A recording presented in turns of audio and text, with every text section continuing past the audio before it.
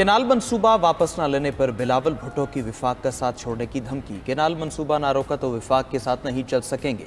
किसी गलत फहमी में ना रहे, मैं पीछे नहीं हटूंगा। शेर वाले खून चूसने के अलावा कुछ नहीं करते। शेर वालों का हर मंसूबा किसान दुश्मन और हारी दुश्मन होता है। चेयरमैन पीपल्स पार्टी बिलावल भुट्टो का हैदराबाद में जलसे से खिताब। कहा, नहरों के मंसूबे की वजह से विफाक खतरे में है। हमें वजारतें नहीं चाहिए, वजारतों को लात मारते हैं। आप चोलिस्तान को आबाद करना चाहते हैं तो 100 बिस्मिल्लाह, हम दरियाए सिंध पर सौदा नहीं करेंगे। कैदी नंबर 420 ने भी अपने दौर में 2 नहरों की इजाज़त दी थी। इस्लामाबाद वाले अंधे और बहरे हैं, ना सुनने को तैयार हैं ना देखने को। केनाल मामले पर वो मानने को तैयार नहीं तो हम पीछे हटने को तैयार नहीं। पीपल्स पार्टी ने ज़िमनी इलेक्शन में 17 जमातों को हराया। अवाम ने पीपल्स पार्टी को जितवा कर साबित कर दिया, अवाम नहरें नहीं चाहते। उमरकोट के इलेक्शन में नून लीग और पीटीआई एक पेज पर थे। उमरकोट वालों ने इस्लामाबाद को शिकस्त दी।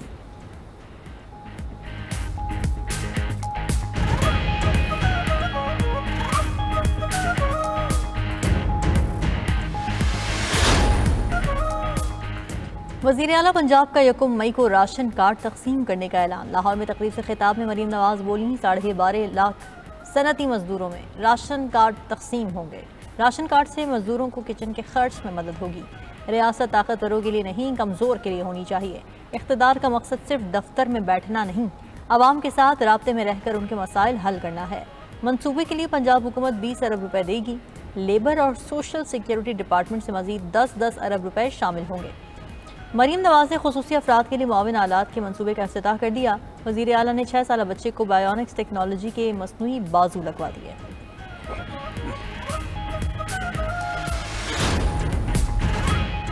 बानी पीटीआई से मुलाकात न करवाने पर इस्लामाबाद हाई कोर्ट में दरखास्त दायर। अलीमा खान ने तौहीन अदालत की दरखास्त में सुपरिटेंडेंट अडियाला जेल और दीगर को फरीक बनाया है। दरखास्त में मौक़िफ़ इख्तियार किया गया कि अदालत ने 26 अक्टूबर के हुक्मनामे में बानी पीटीआई तक रसाई देने का हुक्म दिया। जेल सुपरिटेंडेंट की जानिब से मुतादिद बार बानी पीटीआई से मुलाकात रोकी गई। जेल मैनुअल के तहत भाई से तयशुदा मुलाकात भी नहीं कराई जा रही। होम सेक्रेटरी पंजाब और जेल सुपरिटेंडेंट का यह अमल तौहीन अदालत के मुतरादिफ है। अदालती हुक्म मदूली पर फरीक़ैन के खिलाफ तौहीन अदालत की कार्रवाई की जाए।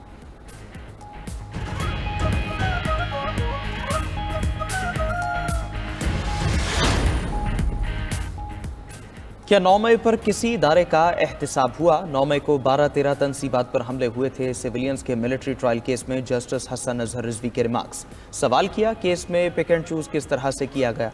वजारत दिफा के वकील ख्वाजा हारिस ने कहा, पिक एंड चूज वाली बात नहीं, केस को उसकी नौयत के मुताबिक मिलिट्री कोर्ट में भेजा जाता है।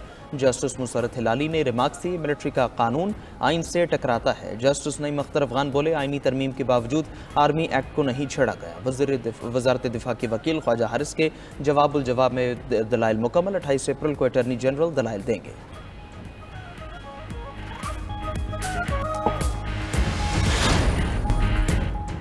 पीटीआई पंजाब की चीफ ऑर्गेनाइजर आलिया हमजा गिरफ्तार। रावलपिंडी पुलिस ने आलिया हमजा को बिला इजाजत जलसा करने की कोशिश पर गिरफ्तार किया। ज़राए के मुताबिक आलिया हमजा को चकलाला स्कीम 3 नूरानी मोहल्ले से गिरफ्तार किया गया। आलिया हमजा वर्कर्स कन्वेंशन में शिरकत के लिए आई थी। उन्हें विमेन पुलिस स्टेशन रावलपिंडी भेज दिया गया।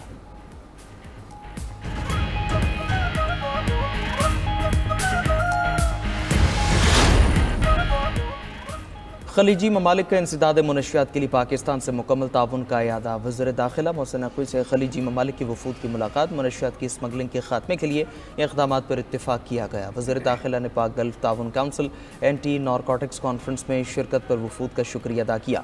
कॉन्फ्रेंस में यूएई, सऊदी अरब, कतर, कुवैत, बहरीन और ओमान के वफूद शरीक हुए। वज़ीर दाखिला मोहसिन नकवी ने कहा कि रमज़ान साल के आखिर तक मुनशियात के इस्तेबाब के लिए बड़े फैसले लिए जाएंगे।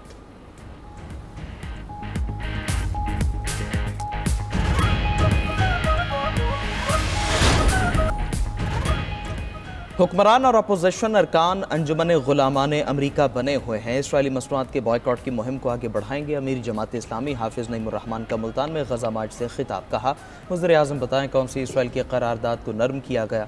हुक्मरानों को कहता हूँ, अमरीका किसी का वफादार नहीं। अमरीका का पुष्पनाही से बुज़दिल इसराइल मजबूत बन गया। 26 अप्रैल को मुल्कगीर शटरडाउन हड़ताल होगी। इस्लामाबाद में तारीख़ का सबसे बड़ा गजा मार्च होगा।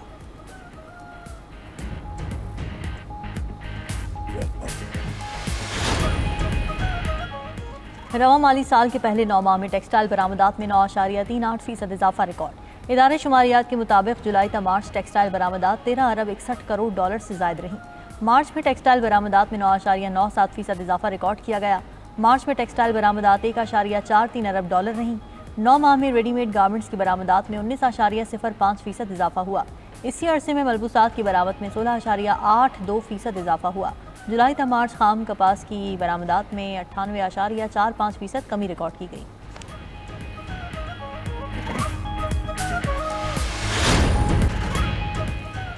इस्लामाबाद में तबाही मचाने के बाद ओलों की फिर वापसी। खैबर के इलाके लंडी कोतल और गिरदनवाह में जालाबारी। सड़कों और घरों के बाहर मौजूद गाड़ियों के शीशे टूट गए। तुरखम बॉर्डर पर तूफानी हवाओं के साथ बारिश। नदी नालों में तोग़यानी की सूरत हाल। पाक अफगान शाहराह पर जगह जगह सैलाबी रेल। बटाग्राम में भी आंधी और बारिश के साथ जालाबारी।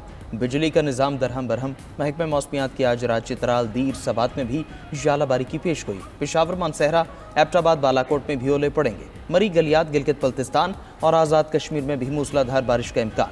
दूसरी तरफ 4 सदा के इलाके तंगी में आसमानी बिजली गिरने से 8 अफराद जख्मी हो गए।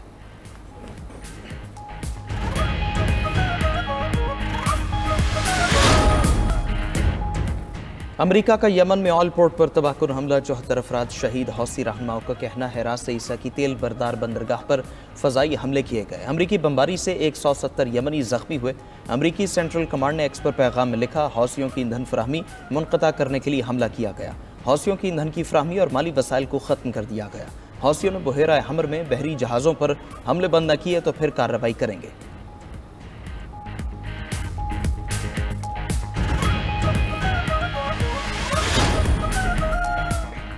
इजरायली जारहियत से गाजा में 1.5 साल के दौरान 51,000 फ़लस्तीनी शहीद। इजरायली फोर्सेज ने गाजा में मजमूई तौर पर 12,000 बार इज्तिमाई क़त्ल-ए-आम किया।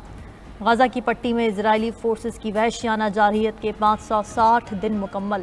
फ़लस्तीनी मीडिया ऑफिस ने जानी और माली नुकसानात के आदाद शुमार जारी कर दिए। शहदा में 18,000 से ज़ायद फ़लस्तीनी बच्चे और 12,400 से ज़ायद ख़वातीन शामिल। सऊदी फ़ौज ने 13,000 तलबा और 211 सहाफ़ियों को बेदर्दी से कत्ल किया। गाजा में शहीद और ज़ख्मी 60% से ज़्यादा अफराद बच्चे और ख़वातीन हैं। 6,180 नफूस पर मुश्तमिल 2,172 ख़ानदानों को सफ़े हस्ती से मिटा दिया गया। 7 इज्तिमाई कब्रों से 529 शहदा के जस्ते खाकी बरामद हो चुके हैं।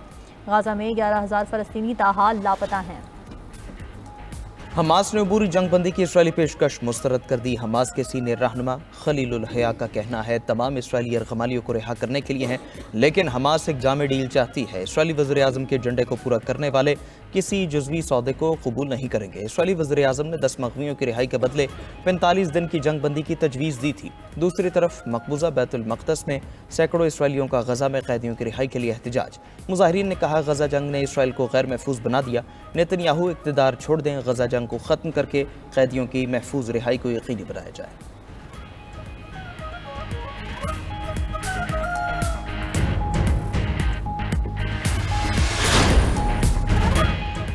ईरान में मुसल्लह अफवाज के दिन पर भरपूर फौजी क़ुव्वत का मुजाहरा। फौजी परेड में नए ड्रोन्स और जदीद मिसाइल सिस्टम की रुनुमाई कराई गई। तेहरान में होने वाली आर्मी डे परेड में ईरानी सदर मसूद पेज़ेश्कियान समेत ईरान के आला और अस्करी और सियासी हुकाम मौजूद थे। ईरानी सदर ने कहा कि कौमी सलामती एक मजबूत फ़ौज की मौजूदगी से मुमकिन है। हमारी दिलेर फ़ौज की मौजूदगी ने दुश्मनों की नींदें उड़ा दी हैं।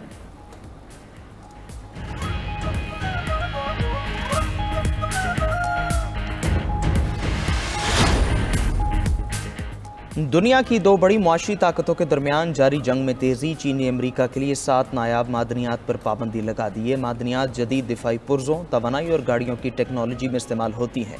इनके बगैर लड़ाका तैयारे, आबदोज़ें, मिसाइल, रडार सिस्टम और ड्रोन्स मुकम्मल नहीं हो सकते। दूसरी तरफ ट्रंप इंतजामिया ने अमरीका आने वाले चीनी साख्ता बहरी जहाज़ों पर फ़ीस आयद कर दी। इब्तिदाई तौर पर $50 फ़ी टन फ़ीस का नफाज 14 अक्टूबर से होगा।